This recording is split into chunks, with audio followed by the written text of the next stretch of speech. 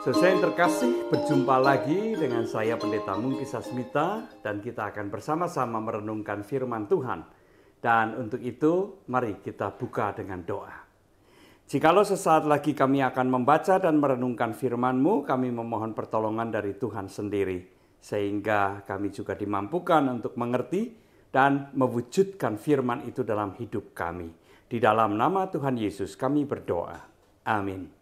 Saudara yang terkasih di dalam Tuhan Yesus Kristus dimanapun saudara berada, mari saya mengajak kita semua untuk membuka surat 1 Korintus pasal yang ke-12 ayat yang ketiga. Saya bacakan demikian. Karena itu aku mau meyakinkan kamu bahwa tidak ada seorang pun yang berkata-kata oleh Roh Allah dapat berkata terkutuklah Yesus. Dan tidak ada seorang pun yang dapat mengaku Yesus adalah Tuhan selain oleh Roh Kudus. Demikianlah firman Tuhan. Saudara yang terkasih dalam Tuhan Yesus Kristus, kalau seseorang itu mengatakan bahwa ia menghormati orang tuanya, maka tentu saja tidak cukup hanya kata-kata. Ia harus mewujudkan dalam perbuatan. Perbuatan yang seperti apa? Perbuatan yang menjaga nama baik orang tuanya. Jangan sampai karena perbuatannya lalu nama baik orang tuanya tercoreng, tercemar. Ya. Kalau dia menghormati, lalu perbuatannya ternyata mencemarkan nama orang tua, maka kita patut bertanya, apakah kata-kata pernyataannya yang mengatakan bahwa ia menghormati orang tuanya sungguh-sungguh keluar dari hati yang paling dalam. Saudara yang terkasih dalam Tuhan Yesus Kristus, kalimat Yesus adalah Tuhan itu suatu pengakuan iman. Sejajar dengan itu, tetapi berkebalikan 180 derajat adalah terkutuklah Yesus. Dua kalimat ini tidak mungkin disatukan karena keduanya bertentangan, tidak selaras, berkebalikan seperti yang tadi saya katakan 180 derajat.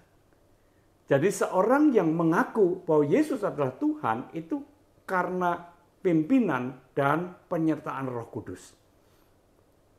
Dan itu tentu saja tidak hanya sekedar kata-kata. Pengakuan iman itu mestinya juga diwujudkan dalam perbuatan. Karena pengakuan bahwa Yesus adalah Tuhan itu berarti suatu kesediaan, suatu komitmen untuk tunduk. Tuhan itu kan Tuhan. Yesus adalah Tuhan. Maka saya sebagai hambanya akan tunduk pada Tuhan saya. Tunduk dalam arti kehidupan, perbuatan, perkataan, pikiran, hati kita sepenuhnya dikuasai oleh Tuhan. Sepenuhnya terarah pada kehendak Tuhan.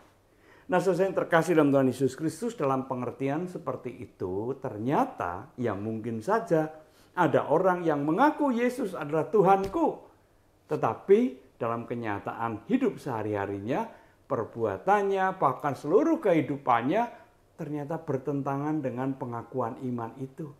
Kalau itu terjadi, maka pengakuan iman itu hanya sebatas kata-kata. Hanya di lidah bibir orang itu. Tapi tidak keluar dari hati yang paling dalam dan tidak mewujud di dalam kehidupan sehari-harinya secara nyata. Nah, ini merupakan ajakan bagi kita semua. Kita semua mempunyai pengakuan. Kita semua mengaku Yesus adalah Tuhan. Yesus adalah Tuhan, penguasa kita. Maka mari kita jangan berhenti hanya pada kata-kata.